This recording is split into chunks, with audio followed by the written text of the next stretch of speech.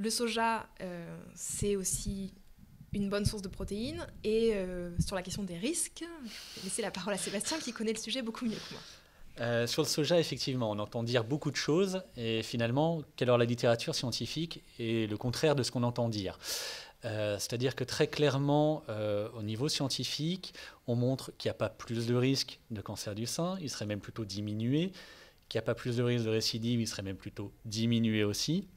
Et c'est d'autant plus qu'on en a consommé dans l'enfance ou l'adolescence, en fait. Mais ça fonctionne aussi quand même dans la population adulte. Généralement, les détracteurs du soja, pour le coup, on parlait des conflits d'intérêts, sont souvent très liés à tout ce qui est produits laitiers. Ça va être des gens qui travaillent pour Danone ou autres. C'est pour ça qu'il faut toujours se référer vraiment aux études scientifiques. Et quand on lit la littérature sur le soja, on n'a vraiment pas de quoi être inquiet. Au contraire, c'est plutôt une protéine qui est plutôt de bonne qualité.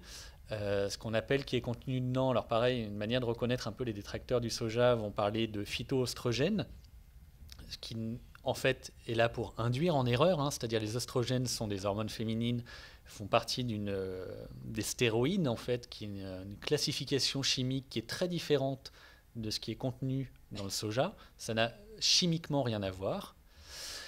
Et on les appelle plutôt en fait ce qu'on appelle les phytospermes. Alors pour l'acronyme, c'est des modulateurs en fait des oestrogènes, c'est-à-dire qu'ils ont une tendance à au contraire empêcher la fixation, gêner la fixation sur les récepteurs et du coup à moins exposer les personnes aux oestrogènes et du coup forcément à moins développer tout ce qui est cancer œstrogéno-dépendant, type les cancers du sein, certains types en tout cas.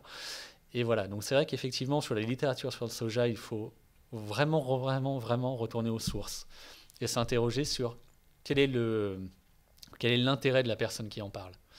Et quand vraiment on regarde, on se rend compte qu'il n'y a vraiment pas lieu d'être inquiet. Après, c'est encore une fois ce que j'aime aussi dire, c'est pas une obligation le soja. Hein. Quand on est végétarien ou végétalien, on peut tout à fait s'en passer. Très facilement. Après, c'est comme tout aliment, hein, la question est-ce qu'on peut en consommer trop? La question c'est qu'est-ce qu'on ne mange pas quand on est en train de manger du soja? Si effectivement vous mangez du soja matin, midi et soir, il y a des chances que ce que je vous disais dans l'alimentation variée, il y a quelque chose qui finisse par manquer tout simplement parce que vous ne laissez pas la place au reste quelque part. Mais il n'y a pas d'inquiétude, en tout cas à l'heure actuelle, sur le soja à avoir en particulier.